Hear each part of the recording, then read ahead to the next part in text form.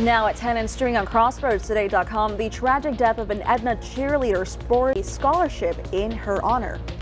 A North Texas rideshare driver is accused of sexually assaulting a child while driving her back home.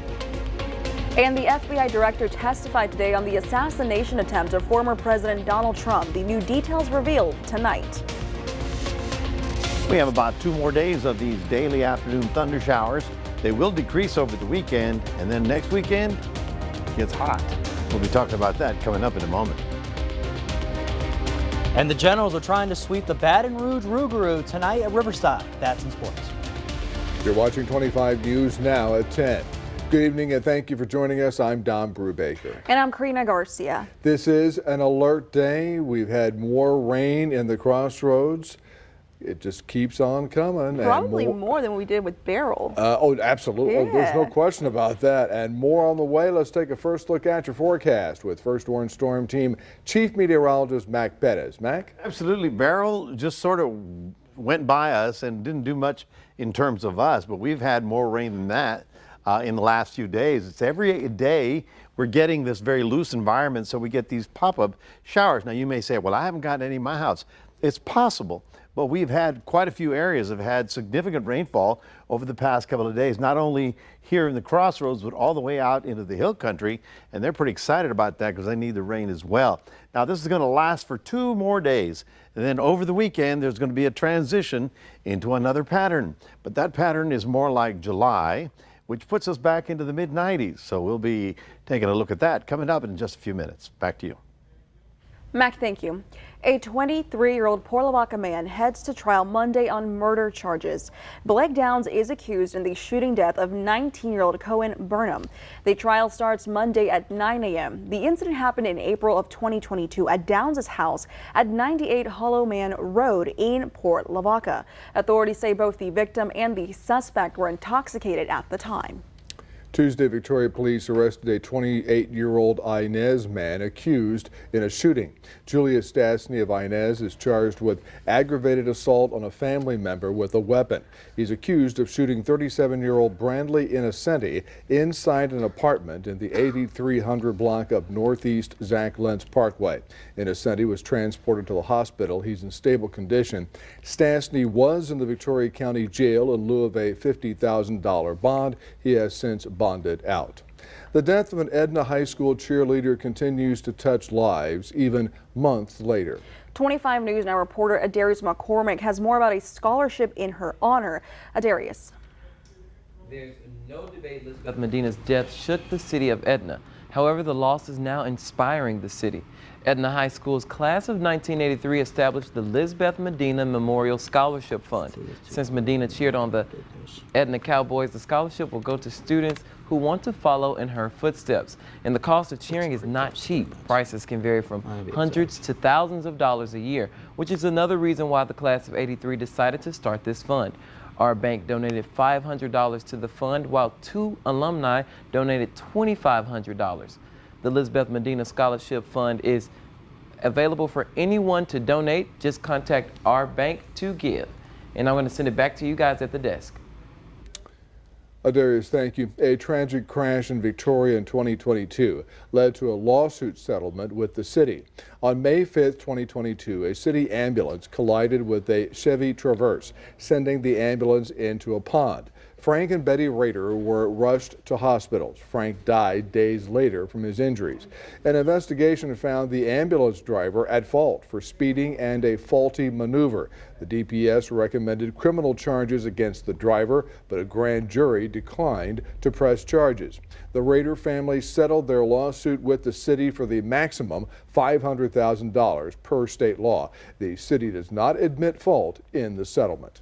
Today, FBI Director Christopher Wray appeared before the House Judiciary Committee, providing new details about the gunman's movements in the attempted assassination of former President Donald Trump. This comes after newly body cam footage of the shooting. Now we want to warn you, some of the footage you're about to see you may find disturbing.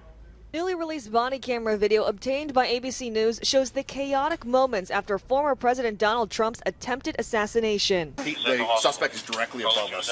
In this police helmet camera, you can see officers racing up a ladder on the side of the building where they discover the shooter's body. Need to set up a solid perimeter around this building.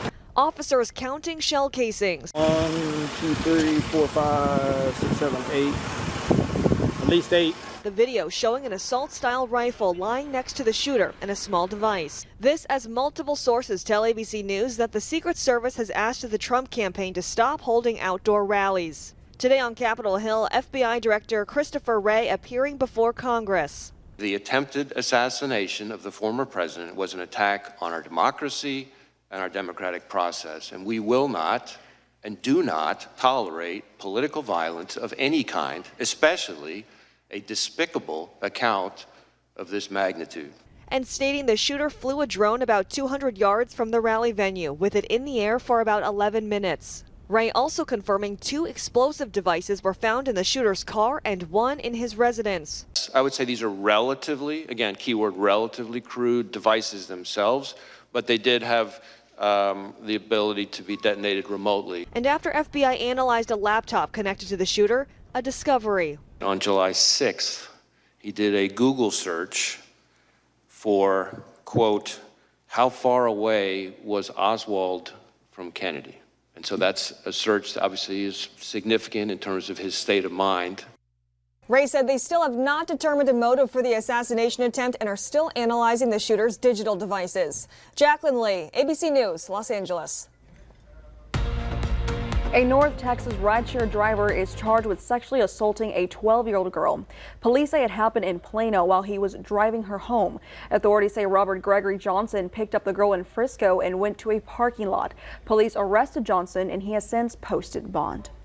Multiple law enforcement agencies throughout Houston led a massive operation this morning that led to multiple arrests. To execute this massive operation, Houston agents partnered with several other departments, including the Houston Police Department, Harris County Sheriff's deputies, U.S. Marshals, and DPS troopers. FBI tactical teams from New Orleans and San Antonio were also involved.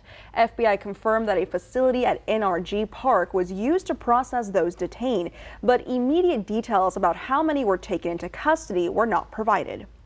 Vice President Kamala Harris arrived in Houston this afternoon ahead of her remarks at the American Federation of Teachers Convention tomorrow. Vice President Harris is scheduled to visit the City of Houston's Emergency Operations Center to receive a briefing on the ongoing recovery efforts following Hurricane Beryl. She is then scheduled to give the keynote speech Thursday at the American Federation of Teachers Convention, which has been taking place all week at the George R. Brown Convention Center. Victoria ISD is inviting community members to participate in public meetings to help select a new superintendent. The first meeting is at Shields Elementary at 5:30 Monday, August 5th. That same day, there's one at Allo Elementary at 7 p.m. Tuesday, August 6th. There's a 5:30 p.m. meeting at Hopkins Elementary and a 7 p.m. at Vickers Elementary. Finally, on Monday, August 19th, there is a 6 p.m. meeting at Mission Valley Elementary. During its July 15th meeting, the Calhoun County ISD Board of Trustees approved raises for teachers and hourly employees. $1,000 was approved for teachers and $500 was approved for teachers who topped the salary scale in lieu of a step raise. Here's a viewer poll. Scan that QR code on your screen to vote. Here's the question. Do you think increased teacher pay will lead to better educators? Yes or no? 55% of the voters said no. 45% said yes, and we thank you for voting. A FEMA Disaster Recovery Center will open this weekend in Wharton County. The center will be at the Wharton Civic Center, meeting rooms A and B at 1924 North Fulton Street. FEMA representatives were visiting with El Campo residents today. Residents can visit any FEMA Disaster Recovery Center in Texas to file a claim and get assistance after Hurricane Beryl. Here's some of the top headlines you can read in the Port Lavaca Wave. Texas veterans received over $27 million in benefits, which is helping boost the economy both across the state and in Calhoun County. Plus, the Calhoun Port Authority says they ended on a positive year, bringing in around 4.5 million short tons. You can read these stories and more at the PortLavacaWave.com. Remember to subscribe to our YouTube channel, Crossroads Today. Hit the like button and click the notification bell. So then what happens if they do that? You can watch us on YouTube. That's right. Iowa's fetal heartbeat abortion ban is set to begin next week. Coming up on 25 News Now at 10, both sides are speaking out on the law. Also, some parts of Yellowstone National Park are still closed off today after yesterday's hydrothermal explosion.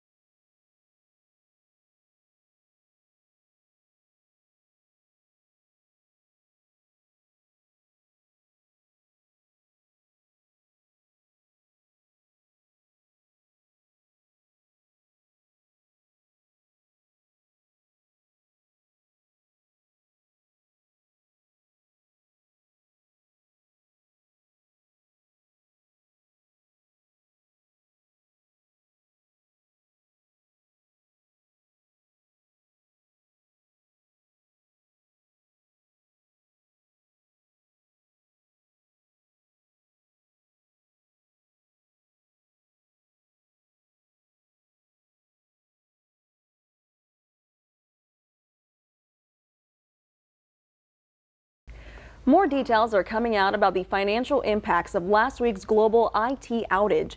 The CrowdStrike software glitch will reportedly cost Fortune 500 companies alone more than $5 billion in direct losses. Healthcare and banking sectors were hit the hardest, losing an estimated $3 billion. The glitch wreaked havoc across the globe and left businesses scrambling to recover. Delta Airlines, which was heavily affected, is still dealing with fallout as thousands of flights are canceled. Now, over in Iowa, they're set to become the latest state to implement a heartbeat bill starting on Monday. Abortions will become illegal as soon as a fetal heartbeat can be detected. Now, this comes after the state Supreme Court denied Planned Parenthood's request this week to rehear a challenge to the law. Dr. Francesca Turner, who runs Iowans for Health Liberty, called it a disappointment this morning. I felt that it was really unfortunate for the women and families and communities of Iowa. The law bans abortions after a fetal heartbeat is detected, which is usually around 6 weeks. Dr. Turner is worried this could affect medical care for everyone in Iowa. So when we make it harder for physicians to want to come here, they don't want to risk being a criminal, they don't want to risk their medical license, so they're going to be less likely to want to come and work in our state. Dr. Turner is adamant the government is overstepping its reach in telling women what they can and can't do with their bodies. And the bottom line is, pregnancy is too complicated to legislate. We need to trust women that they know what to do for themselves and their families, and the government should not interfere in the physician-patient relationship. The head of a local pro-life group had a different reaction to the order. Finally. Maggie DeWitty, executive director of Pulse Life Advocates, says this effort started back in 2018 with a long-term goal that has never wavered. Pro-life movement has been working endlessly and tirelessly to see that women and families are protected. DeWitty says efforts have come a long way, from having no limitations or restrictions to a 20-week abortion restriction, now the heartbeat restriction. She says despite the victory, the fight forges forward. We are here to protect all life, and that includes from the moment of conception. And that's really our gold standard. And so we're going to keep fighting until all babies and all women are protected here in Iowa. Iowa's abortion ban law does have exceptions for cases of rape, incest, and medical emergencies. Officials temporarily closed a section of Yellowstone National Park in Montana after a hydrothermal explosion Tuesday. It happened in Biscuit Basin, just north of Old Faithful. No injuries were reported, but areas including the parking lot and boardwalks at Biscuit Basin were closed due to safety concerns. The extent of the damage is not yet known. Park staff and the U.S. Geological Survey are monitoring the conditions and will reopen the area when they think it is safe. Cases of the Mpox virus, formerly known as monkeypox, peaked nationwide back in 2022. Now the CDC has recently shared some big updates on where we stand with case numbers and vaccines.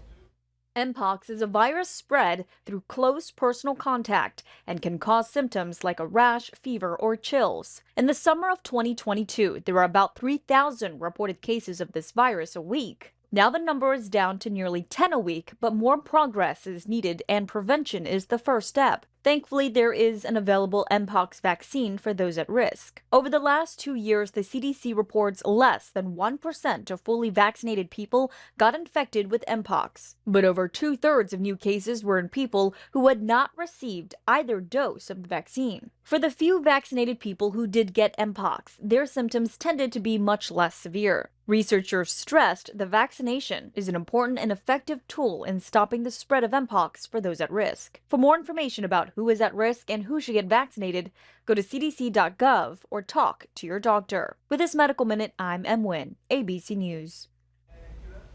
Here are some of the top headlines you can read in the Cuero Record. The DeWitt County Appraisal Board passes the budget for 2025, and the Cuero ISD School Board sets a transfer agreement with Mayersville ISD. Parents are also urging school officials to check the dress code. You can read these stories and more at the DeWittCountyToday.com. Well, good evening, everybody. We're looking at 78 degrees out there, fairly quiet right now. We did have, of course, another afternoon of showers, but the cloud cover kept us down to 87 today. That's not bad. Normally we're as warm as 95 this time of year. Only had 0.04 of an inch officially at the airport, and you're saying, well, I haven't gotten that much rain, but trust me, the region has had a very nice couple of days with additional rainfall and no flooding problems. So we've got 2 more days of this to go. We'll see how it stacks up coming up in just a moment.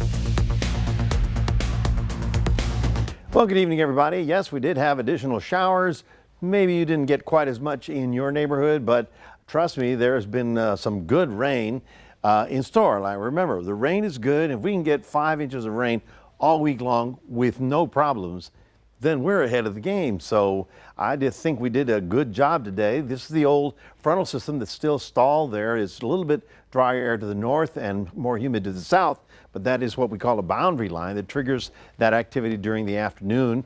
We've got moisture all the way down into the valley, and you can see right here that it's actually going to turn around and going to come back up as the wind flow is pretty much in this direction. So what that means is that we're going to have about two for sure, possibly 3 more waves of heavier rain showers as that moves out, as it transitions into another pattern. So this has been an unusual pattern for this time of year, but again, remember the West Coast has been absolutely hammered by very hot air.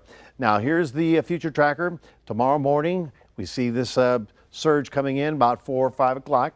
Where's the city? Okay, here we are. Here we are. And not there, we're over here.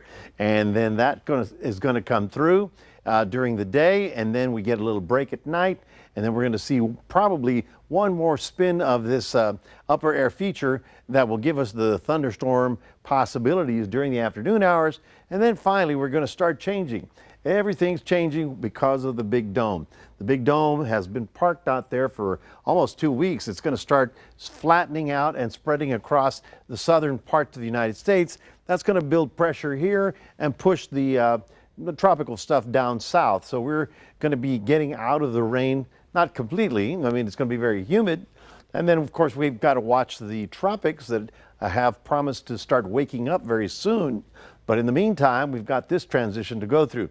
This is a great map. This is a water vapor map. And in the yellow, or rather orange here, this is very dry, hot air. I mean, they were in the hundreds today. Down here, we've got all the moisture, the milky white stuff. That is the moisture. And when you see the blue tops, that's the heaviest thunder showers. Right now, at this very hour, the heaviest tops are down there near Brownsville, but that's part of the system that's going to turn around and roll back up to the coast. So yes, we do enjoy the rain. We're having fun with it. It looks like it's going to be coming to an end over this coming weekend. But tomorrow we still have rain chance. 84 the high. Can't complain about that. 85 the high in Cuero with isolated showers in the afternoon. And as I said, we're ramping down slowly. Thunderstorms again tomorrow. The reason we have it still as an alert day is because a big thunderstorm with saturated ground will cause very quick flash flooding. So that's why we're worried. But so far, so good. And as we get to Sunday, we start seeing more and more sunshine. And next week, oh yeah, lots of sunshine and temperatures back into the upper 90s. That's your 7-day forecast, reminding everybody we do have a QR code. We'd love for you to scan that, put Crossroads Today on your phone. And now we'll toss it over to Max with sports. Thanks, Mac. Victoria Northeast Baseball wins the Southwest Regional Championship in Lockhart, Texas. That's coming up in sports. Stay with us.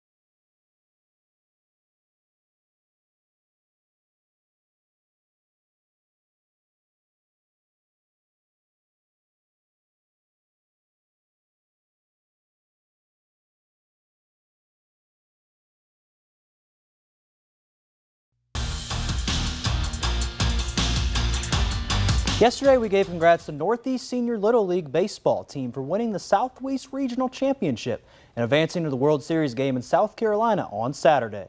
Northeast Little League won 7-6 over Hondo Little League seniors last night in Lockhart after it was moved from Seguin. Some of the main contributors for the squad were Trent Garcia, Jazz Huff, and Andrew Alvarado. Also, shout out to the entire Northeast coaching staff and Arturo Alvarado, Lucky Gandy, Cedric Huff, and Benny Garcia.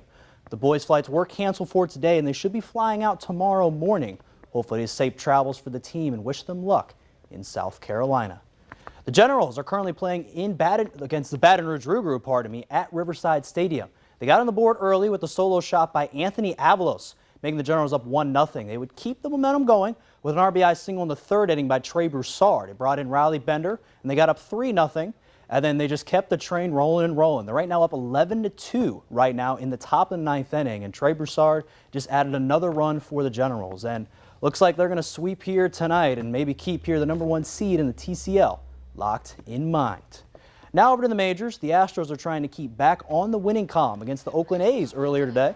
In the second inning, Astros star second baseman Jose Altuve hit an RBI single to left, making the Astros up 2-1. And then Chas McCormick in the fifth extended lead to 5-1. And the Astros, they were in control in this game. They would win 9-1. They're still fighting with the Seattle Mariners for the top spot in the AL West. Now to the NFL. The Houston Texans announced they have a sold-out season ticket memberships for the 2024 season. And again, the Houston Texans announced that, again, this is huge for them, as this will be fans still have an opportunity to purchase single game tickets and game tickets on HoustonTexans.com and Ticketmaster.com. Texans chair and CEO Cal McNair said, "Our fans are the heart of everything we do, and we feel their energy and anticipation for the 2024 season. Texans fans and community are ready and prepared for another exciting season this year." And finally, the NBA rejected Warner Brothers Discovery's offer to match a $1.8 million per year bid from Amazon Prime to regain games on Wednesday. The NBA said it's a new 11-year media deal with NBC Universal, and ESPN is worth up to $77 billion under the agreement. Beginning with the 2025-2026 season, national games will be distributed across Prime Video, NBC's Peacock, and ESPN. TNT Sports said that NBA grossly misinterpreted its contractual rights and vows to take appropriate action this upcoming season and will air on TNT. That's all here in sports. Don and Karina, back to you. Thanks, Max, and stay with us. Coming up on 25 News now at 10, we're going to take a last look at your weather. Plus, tomorrow is a Gouda day because it's National Wine and Cheese Day. Oh, that was sharp.